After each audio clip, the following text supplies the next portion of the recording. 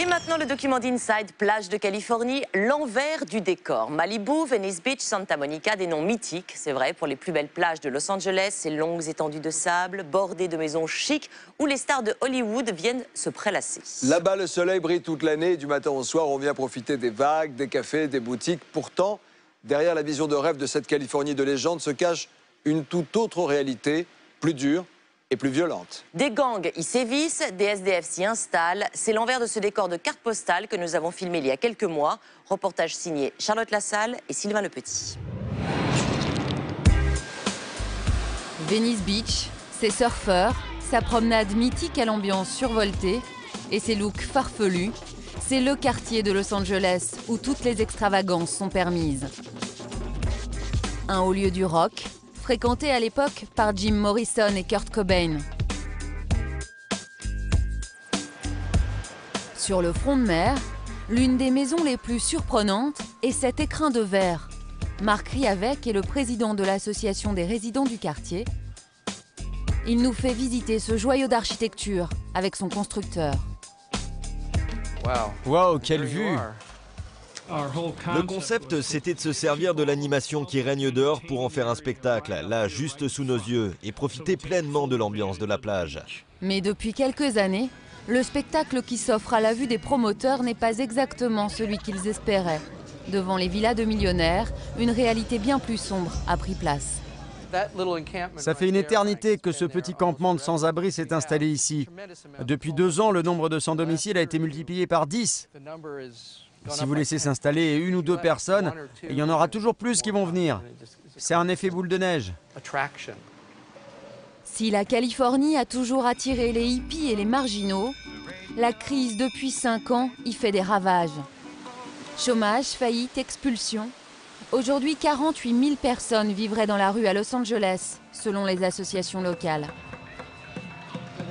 À quelques mètres des plages légendaires qui longent le Pacifique, qui sont ces hommes et ces femmes accusés de ternir la carte postale? Comment le rêve a-t-il cédé le pas au désespoir? Découvrez l'envers du décor des plus célèbres plages de Californie.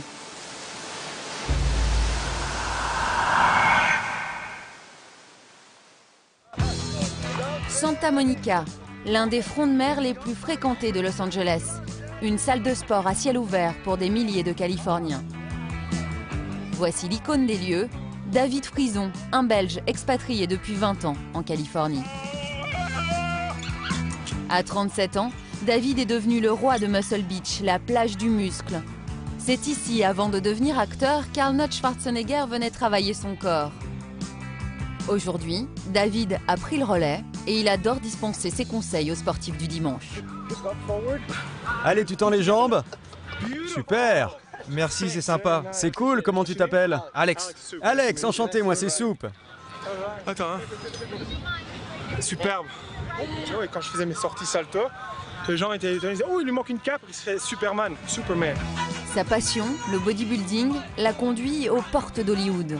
La plus grande fierté de David, c'est d'avoir été choisi pour incarner Sylvester Stallone de dos sur l'affiche du film The Expendables. Comme des milliers de personnes, il est venu en Californie pour suivre ses rêves. Mes rêves, ils se réalisent un après l'autre. J'adore, je continue. Mon rêve, acteur, célébrité. Et les plages de Californie ont de quoi faire saliver. De San Francisco à San Diego, le Golden State aligne 800 km de côtes parsemées de lieux mythiques où vivent les stars américaines.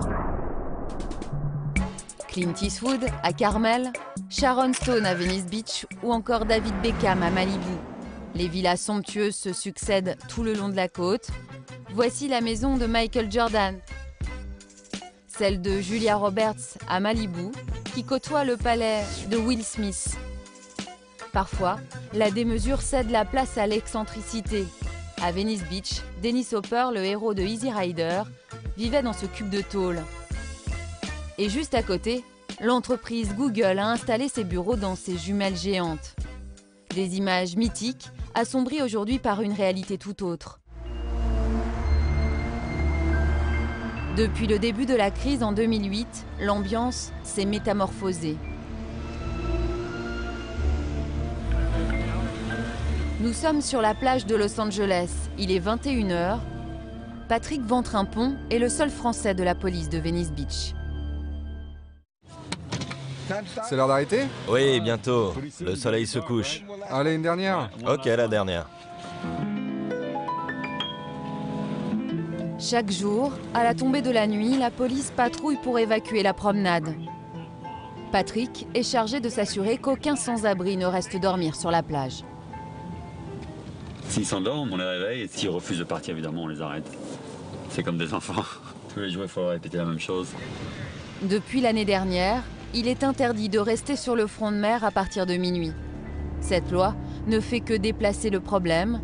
Des dizaines de sans-abri trouvent refuge dans les rues adjacentes. Vous voyez, le sac, là, il y a une couverture. Ils planquent leurs affaires dans les arbres pendant la journée. Comme ça, le soir, ils les sortent pour dormir. Beaucoup de personnes ont perdu leur maison, leur emploi. Ça joue un rôle aussi quand même. Hein. Puis ça crée des tensions énormes.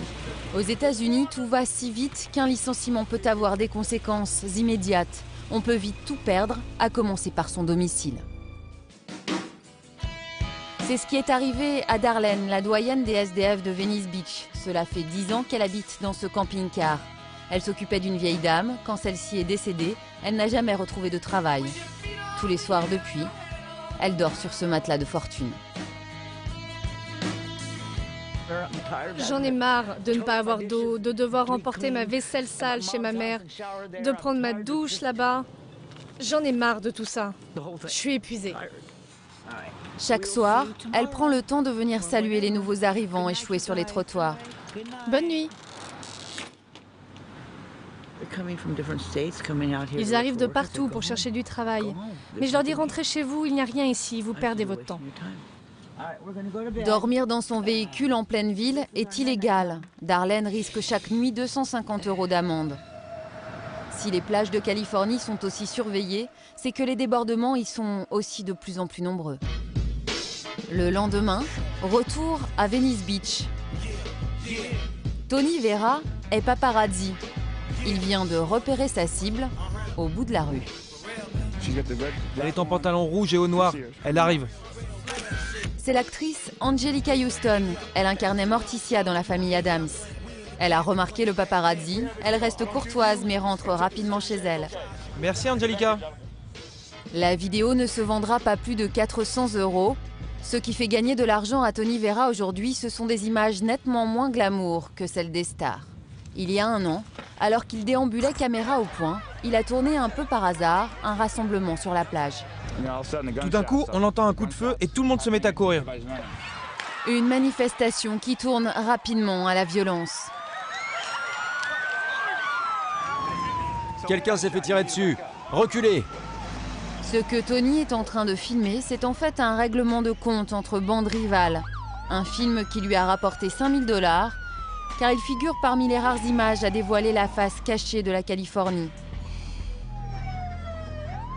Certains gangs ont fait des plages leur territoire.